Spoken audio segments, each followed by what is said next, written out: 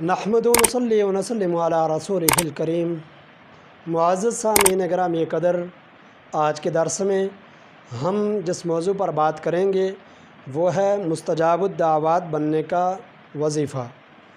حضرت سعد رضی اللہ تعالی عنہ نے فرمایا، یا رسول اللہ صلی اللہ علیہ وسلم، میرے لیے دعا کریں اللہ تعالیٰ مجھے مستجاب الدعوات بنا دے۔ تو آپ صلی اللہ علیہ وسلم نے فرمایا، یا سعد اطیب مطعمک تکن مستجاب الدعوات۔ فرمایا، اے سعد حلال کھاؤ تو مستجاب الدعوات بن جاؤ گے۔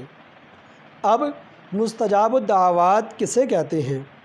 اللہ تعالیٰ کا وعدہ ہے کہ میں سب ایمان والوں کی دعا قبول کروں گا، لیکن کچھ حضرات ایسے ہوتے ہیں جن کی زندگی شریعت و سنت کے مطابق ہوتی ہے، جن کا چلنا پھرنا اٹھنا بیٹھنا سب کچھ اللہ کی رضا کے لیے ہوتا ہے، ان کا رب کے ساتھ خصوصی تعلق ہوتا ہے۔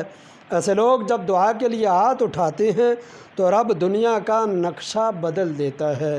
ایسے لوگوں کو مستجاب الدعوات کہا جاتا ہے، یعنی ان کی دعائیں کبھی بھی رد نہیں ہوتی اللہ کی بارگاہ میں۔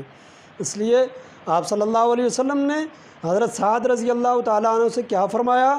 سعد حلال کھاؤ مستجاب الدعوات بن جاؤ گے۔